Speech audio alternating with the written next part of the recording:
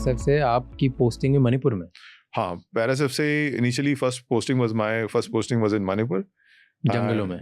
हाँ, मणिपुर में I was in Myanmar border के पास थे हम लोग कहीं पे, एंड उसके बाद I went to JNK, then came back again to Manipur, Nagaland and all those areas. Tell me day 1 आप एंटर कर रहे हो मणिपुर, डे वन मेरे साथ म्यांमार बॉर्डर।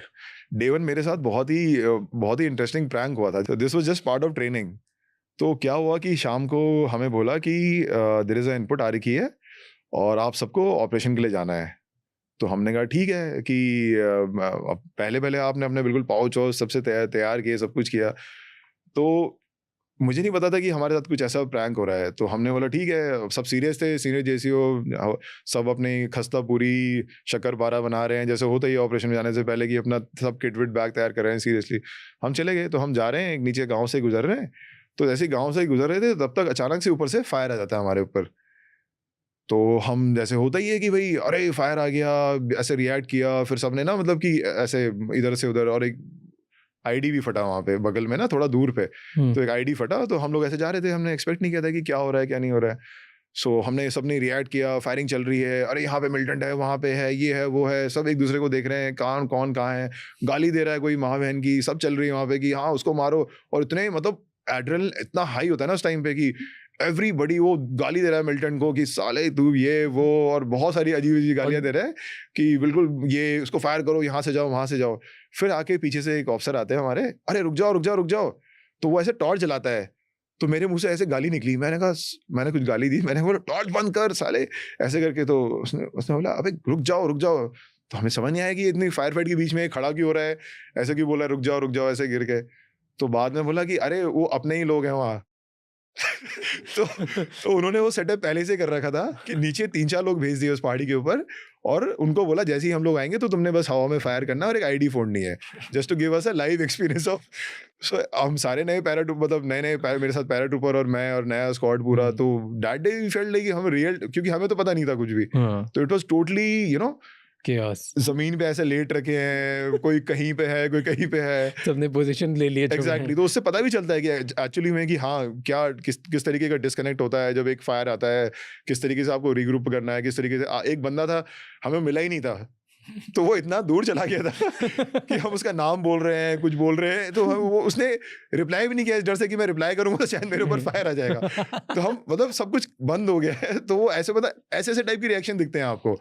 उसको मतलब वो इतना अलर्ट हो गया, उसको लगा कि मैं शायद कुछ बोलूंगा तो मेरे ऊपर फायर आ जाएगा या कुछ आ जाएगा। तो मतलब ऐसे तरीके की रिएक्शन, इट वाज इंटरेस्टिंग मतलब। तो इस तरीके की चीजें होती हैं। मतलब that was my first day one in SF, I would say. Interesting. So then you entered the Manipur Myanmar area, ये फर्स्ट डे एक्सपीरियंस करने के बाद। एक्सप्लेन मी लाइक अ 5-year-old। मुझे कुछ नहीं पता अगर कि मणिपुर म्यांमार पूरा नॉर्थ ईस्ट जो बेल्ट है वहाँ पे क्या हो रहा है, क्या सीन है वहाँ पे, क्यों हम डिप्लॉय करते हैं हमारे para SF, what's the problem, Myanmar क्यों प्रॉब्लमैटिक है, लाइक एक्सप्लेन वहाँ की प्रॉब्लम क्या है from zero if you had to explain. Okay, so I'll start with like in general क्या है वहाँ पे। I'll just give you an comparison, क्योंकि लोग JNK के बारे में बहुत कुछ सुनते हैं, पढ़ते हैं, पता है लोगों को, बट नॉर्थ ईस्ट के बारे में जब बात करते हैं तो लोगों को शायद वो 7 स्टेट्स के नाम भी नहीं पता होते हैं, कैपिटल भी नहीं पता होती। तो कई लोग बोलते थे आइजोल तो जापान में है। तो मैंने ऐसे भी लोगों से मिला हुआ है जो यहाँ पे बोलते हैं आइजोल कहाँ है, कहते हैं जापान में। तो मैंने कहा ओके जापान में आइजोल। तो ऐसे थे, मतलब इतने अनइन्फॉर्म्ड भी हैं लोग। तो मैं जस्ट वैसे बात बताना चाहूँगा, जैसे आप JNK में सुनते होंगे कि राजा हरी सिंह ने ट्रीटी ऑफ एक्सेशन साइन करी थी गवर्नमेंट ऑफ इंडिया के साथ, that's how Kashmir became part of India. तो similarly it was same in north east also. Like they were princely states, like Manipur का एक किंग था, देन त्रिपुरा का एक किंग था, देन सिक्किम का एक किंग था, देन ऐसे डिफरेंट किंग्स थे जिन्होंने स्लोली ट्रीटी साइन करी गवर्नमेंट ऑफ इंडिया के साथ। Yes, we agreed to be part of government of India and sign we treaty, but there was a certain fraction जो वहाँ पे था जो खुश नहीं था उस चीज़ से। Like if you talk about all places, Sikkim हो गया, चाहे नागालैंड हो गया, चाहे मणिपुर हो गया, चाहे मिजोरम हो गया, so ये सब जगहों में वो प्रॉब्लम हमेशा रही कि राजा चला गया, बट लोगों ने मतलब पूरी प्रजा को कॉन्फिडेंस में नहीं लिया, and it was Okay. Kind of we were kind of हम लोग, इंडिया वाज न्यू, सो हम जल्दी कर रहे थे उस प्रोसीजर को ताकि we would set up and grow up as a nation and everything. So this all was happening in different portions. Okay, ये लोग सब अपने इंडिपेंडेंट राजा के साथ थे. पहले इंडिपेंडेंट राजा के साथ थे, जब ब्रिटिशर्स वर मूविंग आउट तो वो उनको ऑप्शन दिया गया, तो they said okay yes we will be part of India and accession treaty of exchange sign we. तो अब लोग इसका बहुत अलग अलग इंटरप्रिटेशन निकालते हैं. लोग कहते हैं कि कई राजास को प्रेशर किया गया, कई राजास को मतलब राजा को कुछ किया गया, मतलब लाइक फोर्सफुली करवाया गया, कईयों को झूठे वादे दिखाए गए कि बाद में कंट्री दे देंगे, अभी के लिए साइन कर दो. सो अलग अलग इंटरप्रिटेशन है हर स्टेट की, अगर आप बात करें, and every state is having the same issue. Like Assam में अहोम्स थे, यहाँ पे मणिपुर में किंग्स थे, त्रिपुरा में थे. सो हुआ क्या कि ओवर जब इंडिपेंडेंस के बाद जब they become part of India, so there was a eventually क्या हुआ कि जो अनरेस्ट था, जो लोगों में कुछ पोर्शन में अनरेस्ट था, उन्होंने एक सिविल सोसाइटीज बनानी शुरू कर दी सर किसी ने, कि अपना प्रोटेस्ट लॉन्च करने के लिए गवर्नमेंट ऑफ इंडिया के साथ कि we don't want to be part of India, we want to be a independent state. So like if you talk about Nagas, so what is Nagas की डिमांड क्या है? नागाज मैं बात कर रहा हूँ, देखिए जब मैं बात करूंगा नागाज की और नागा मिलिटेंट्स की, similarly Kuki militants, Meitei militants, and we should not generalize whole population, क्योंकि पूरी पॉपुलेशन को नहीं चाहिए वो. अगर हम बात करें जैसे नागालैंड की, what are Nagas asking for? Like NSCN, जो एनएससीएन मिलिटेंट्स हैं एनएससीएन के, what are they asking for? They are asking for Nagalim for Christ. So they are asking for a greater Nagalim for Christ. उनका जो वो उनका कि भैया क्रिश्चियंस, एक kind of Christian sanctuary kind of a nation, and this is what they have demanded to home minister also recently. When they came they said we want our separate constitution flag, we want a separate constitution and everything. हमारा देश अलग चाहिए, हमें separate वो चाहिए कि भाई this is their demand. Similarly मैतीज जो थे, so मैतीज were asking for a Kangle Park nation. जैसे नागाज का नागालैंड है, they were asking for a Kangle Park nation with a separate flag, separate constitution, separate everything. And ये you're talking about नागालैंड में Naga militants ये मांग रहे हैं, मैती अब मिलिटेंट्स मांग रहे हैं कि फुल?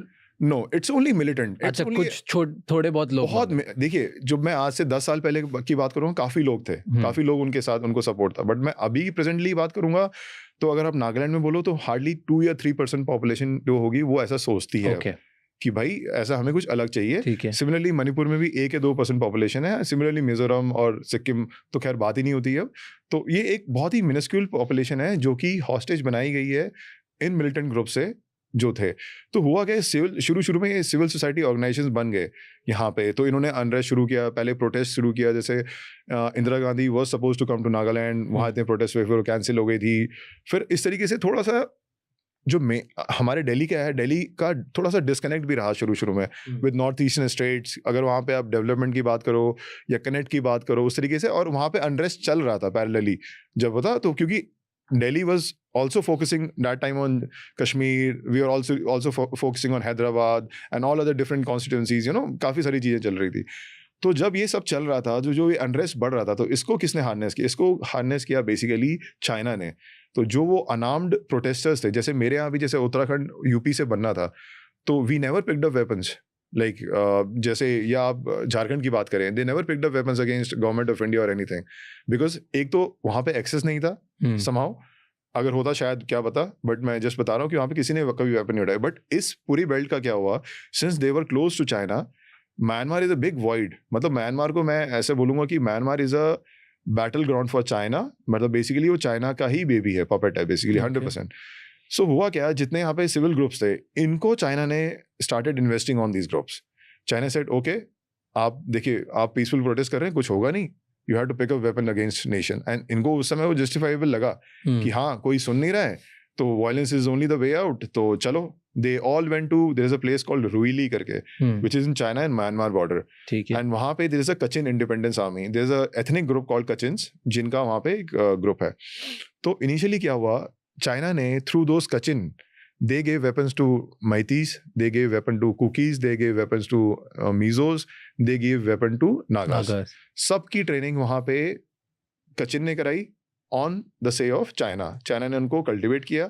अभी भी वहाँ पे उनका से है, अभी भी उल्फा, अगर हाँ उल्फा की हम बात करना भूल गए, असम का एक ग्रुप है ULFA, same they were also there, अभी भी है, जिन्होंने कल ही they have attacked a post in Assam अभी, जिसमें 4 पुलिस वाले इंजर्ड हुए हैं. सो इन सबको वेपन्स मिले वहाँ से, they all got their weapons from China, Kachin से ट्रेनिंग मिली। उसके बाद ये लोग आए वापस, इन्होंने यहाँ पे शुरू कर दिया गवर्नमेंट ऑफ इंडिया के अगेंस्ट आर्म्ड बेसिकली एग्रेशन, एम्बुशेस शुरू कर दिए जगह जगह पे, ये सब चीज़ें शुरू कर दी काइंड ऑफ। तो हुआ क्या इस पूरे उसमें, इनके सबके अंदर यूनिटी थी। जैसे अभी आप सुन रहे होंगे कि मैती वर्सेस कुकी क्लैशेस हो रहे हैं, but there was a time when Meitei, Kuki and Nagas they were fighting together against government of India. So there was a time कि इनके कैंप्स भी एक साथ होते थे, एंड इनफैक्ट मैती और Kukis, like there is a group called UNLF, so they were staying together before this conflict. May 2023 से पहले साथ में करते थे, साथ में रह रहे थे, and they were against government of India. They were against government of India. So UNLF में there was 6-7 कुकीज जिन्होंने बाद में सरेंडर किया। हमने उनसे बात करी कि भाई आप लोग कैसे एक मैती ऑर्गेनाइजेशन में चले गए। तो क्योंकि आप अगर UNLF जो एक मैती मिलिटेंट ग्रुप है, अगर उसका ऑर्गेनाइजेशन भी देखेंगे, जो उसके प्रिंसिपल फाउंडर्स थे, तो उसमें एक चीरू भी था, मैती भी था, उसमें एक कुकी भी था, so there were different, Naga भी था उसमें। So there were different people who have raised that organization. वो तो उस समय से रहा है। वो तो अभी जैसे कॉन्फ्लिक्ट शुरू हुआ है उसकी वजह से ये लोग आपस में लड़ लिए हैं, उसके बाद उन्होंने सरेंडर कर दिया and all those things, but more और less all the groups were, इनका एक single enemy was that time was government of India. And China was giving them money. China was giving them money. क्यों China कर रहा था ये?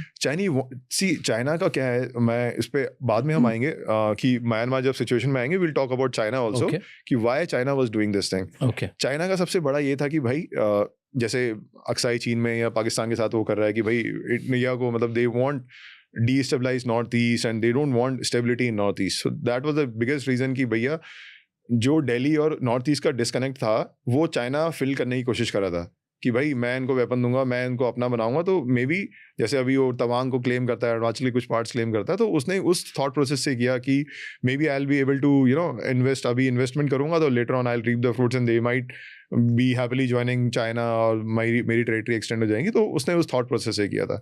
So slowly over the years government of India ने उनके साथ काफ़ी कन्फ्लिक्ट हुए, आर्म्ड ग्रुप के साथ लड़ाइयाँ हुई काफ़ी, we lost lot of soldiers, lot of civilians were killed, lot of militants were killed. धीरे धीरे ये एक स्टेज आ गई थी जब बिल्कुल मिलिटेंसी खत्म हो चुकी थी। किसी के साथ गवर्नमेंट ने सस्पेंशन ऑफ ऑफ साइन किया, सू जिसे बोलते हैं, SOO। सो होता क्या है कि अगर आपके 2000 मिलिटेंट्स हैं तो गवर्नमेंट ऑफ इंडिया बोलती है आओ आप सरेंडर करो, हम आपको हर महीने स्टाइपेंड देंगे like 6000 rupees, will give you a designated camp in a place, आप उस कैंप से बाहर हथियार के साथ नहीं निकलेंगे, आप वहाँ रहेंगे। So a lot of the groups they accepted it. Like NSCN ने accept कर लिया। NSCN जैसे अभी दीवापुर में रहती है, weapons के साथ रहती है, अपने कैंप के साथ अंदर रहती है, पर अंदर रहती है। Similarly UNLF ने कर दिया, एक सबसे बड़ा एक ग्रुप था नॉर्थ ईस्ट का UNLF। रिसेंटली जब अमित शाह जी ने के पास आए थे ये लोग सरेंडर करने के लिए, तो they surrendered and this was a group of 2000 something, they all surrendered. So ऐसे ही सारे ग्रुप ने धीरे धीरे सबने ऑलमोस्ट सरेंडर कर लिया। Okay. So like there is the only group which is active across Myanmar which is targeting government of India right now is a Naga fraction and a Meitei fraction. Okay. जिनके camps अभी भी Myanmar में हैं, they're still targeting. Like recently there was a drone attack on Assam Rifle Post by PLA, which is a Meitei group, and then NSCN ने एक stand off किया था, and now ULFA ने गली किया है। तो Nagas, ULFA and Meiteis. These are the three. Cookies नहीं? Cookies के अभी कोई काम नहीं है क्रॉस में। Okay. Like cookies are all under suspension of ops. They are living within Indian boundaries. Okay. तो ये जो 3 ग्रुप्स हैं, तो ये 3 ग्रुप अभी भी एक्टिव हैं। Like they are still targeting government of India. जैसे मैं आपको बताया कि रिसेंट कल का ऑपरेशन, उससे पहले का ऑपरेशन, सो NSCN IM का भी एक फ्रैक्शन है जो वहाँ है, मेजोरिटी यहाँ है बट एक फ्रैक्शन वहाँ है अभी भी, जो एप्सिलॉन तांकुल का है। He is still against government of India, but बहुत ही, जैसे मैं कह रहा हूँ कि बहुत ही कम रह गए हैं, कुछ भी नहीं रह गया। तो मोर और लेस इन सब ने यहाँ पे सरेंडर कर दिया था गवर्नमेंट ऑफ इंडिया के साथ। Government of India is entertaining. आप देखेंगे इनके लीडर बहुत frequently they meet home minister, come to Delhi, and IB chief and everyone, they meet them, talks होती हैं। मोर और less this thing is sorted out. अगर आप अभी देखेंगे तो there is hardly a population remaining in north east. Hardly बोलूंगा तो नेग्लिजिबल, पॉइंट मतलब 1% से भी नीचे नहीं होंगे वो, ठीक है, 0.01 बोलूंगा, जो अब बोलते हैं कि भाई हमें सेपरेट कंट्री चाहिए। ये लोग तो जनरल पॉपुलेशन तो बोलती ही नहीं है। जनरल पॉपुलेशन तो इस चीज़ की बात भी नहीं करती है। Okay. बट जो आर्म्ड ग्रुप्स है वो अभी भी अपनी रिलेवेंस बनाने के लिए, क्योंकि थोड़ा सा उनको चाहिए कि भाई हाँ एक लेवरेज रखते हैं हमेशा गवर्नमेंट ऑफ इंडिया के साथ कि अगर कल कुछ हो गया तो हम बोलेंगे भाई we are going back to Myanmar. धमकी देते रहते हैं काफ़ी बार बीच में, जब गवर्नमेंट ऑफ इंडिया उनको फ्लैग नहीं दे रही है अभी तक, कॉन्स्टिट्यूशन नहीं दे रही है, तो बोलते रहते हैं कि we'll go back again, will pick up arms again. Government of India कर ही नहीं सकते तुम, मतलब गवर्नमेंट ऑफ इंडिया को कैसे चैलेंज कर सकते हो यार तुम? Hardly 1000 people, 100 people, you can't do anything. So it is a baseless thing, but they keep on raising those kind of issues जिसका कहीं कुछ इंपॉर्टेंस भी नहीं होता।